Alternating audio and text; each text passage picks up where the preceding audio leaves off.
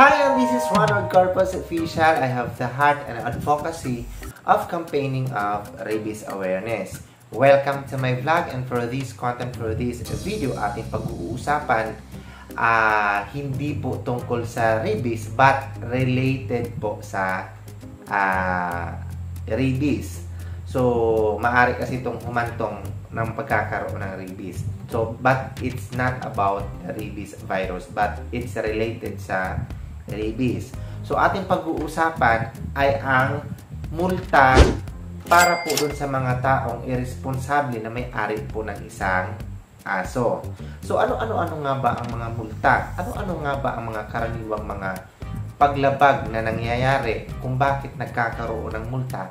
At ito pa, ang multa po ay magkakaiba. Depende po sa lokal na ordinansa kung saan po kayong lungsod o munisipalidad sa ang sulok man ng ating bansa.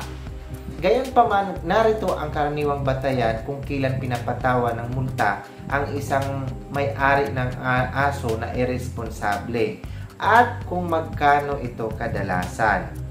Una, magpapabaya ng aso.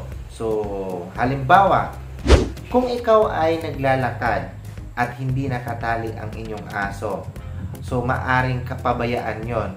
So, kailangan kasi pag naglalakad ka kasama ang aso mo, kailangan nakatali yon. Bakit? Kasi minsan ang isang aso at hindi siya nakatali at hindi mo hawak ang aso, dahil hindi siya nakatali, hindi mo hawak, maaring makakagat yan pag nakakita siya ng ibang aso. Minsan, di ba, pag nakakita siya ng aso, maaari siyang sumugod. At syempre, yung isang may-ari ng aso na nandun na sinugod, protektahan niya yung isang aso, maaari po siyang makagat. Or either, makakita siya ng aso. Yung aso kasi minsan sumusugod yan doon sa tao, lalo na pag hindi nila nagustuhan, baka makakagat ang inyong aso. Iyan po ay isa sa mga kapabayaan. So, ang multa niyan ay 500 pesos hanggang 2,000 sa unang offense. Ulitin ko lang, ang multang ito ay nakadepende sa inyong lokal na ordinansa kung saan man kayong munisipalidad o lungsod sa ang sulok man ng ating bansa. Number 2, kapag ang inyong aso ay nakakagat at ito po ay hindi nyo pinabakunahan ng anti-rabies, so maari po ang isang may-ari ng aso, so dahil hindi mo pinabakunahan ang inyong alagang aso at ito po ay nakakagat ng tao, maaari pong magmulta kayo ng hindi bababa sa 1,000 hanggang 10,000.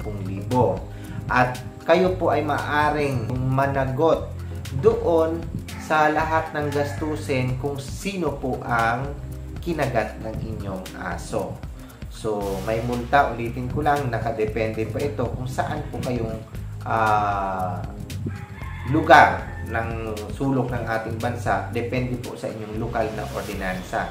Ang multa na to ay nag-range mula 1,000 hanggang 10,000.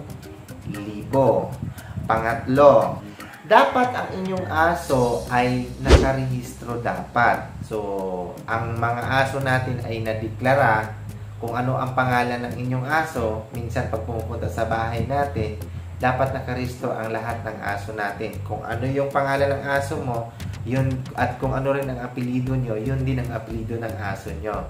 So, dapat ito po ay nakarehistro. Once na ang inyong aso ay nagkaroon ng problema at ito ay hindi nakarehistro, magkakaroon po kayo ng multa. Ang multa ay 500 pesos hanggang 2,500 pesos. Ulitin ko lang, ito po ay nakadepende sa lokal na ordinansa kung saan po kayo sulok ng ating bansa, mapalungsod man yan o munisipalidad.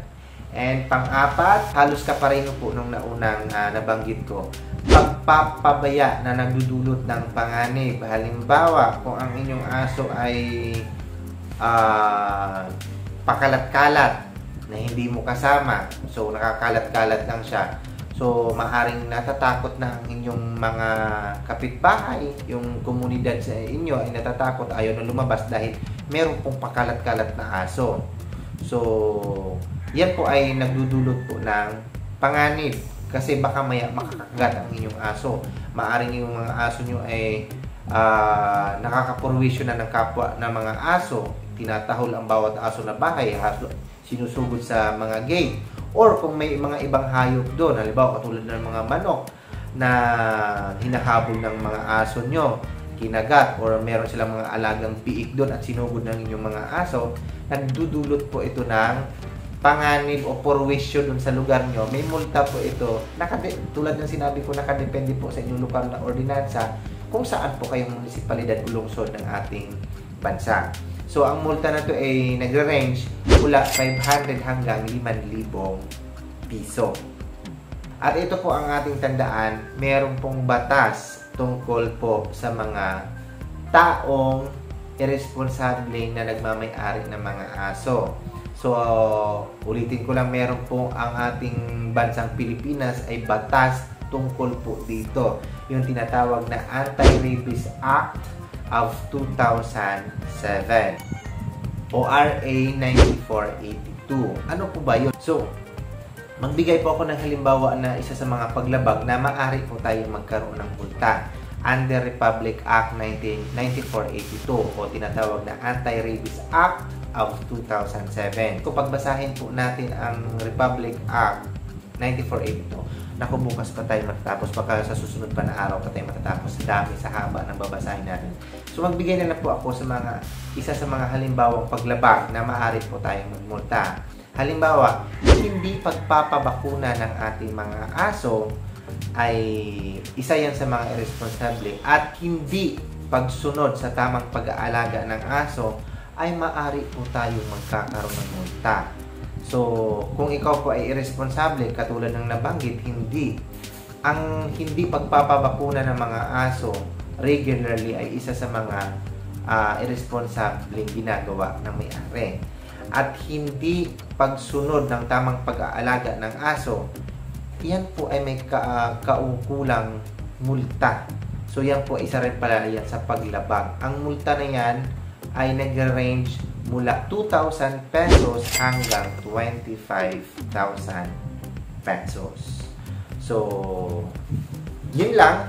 So, sana meron tayong natutunan for this content, for this video, na lagi po natin tandaan na ang pagiging responsable na pag-aalaga ng ating mga hayop ay isa rin yan sa mga paraan para hindi po kumalat ang rabies virus. Katulad ng pagiging responsable natin, ang pagpapabakuna ng ating mga alagang aso regularly, isa yan sa mga way na pagpigil ng pagkalat ng rabies virus sa ating kapaligiran.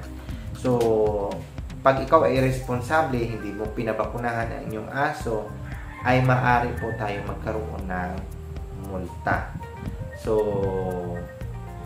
nakuha. So, yun lang. So, sana meron tayong natutunan for this content, for this video. Again, this is Ronald Corpus Official. I have the heart and advocacy of campaigning of rabies awareness.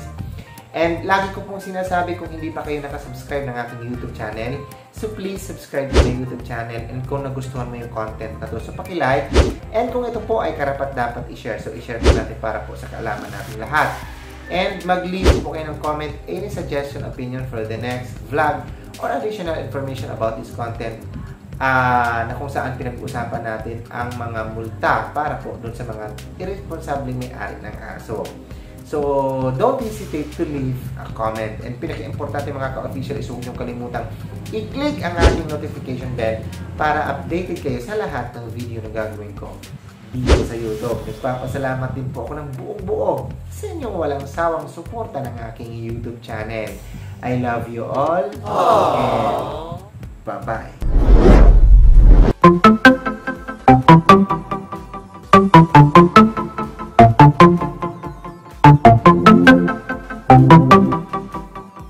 Thank you.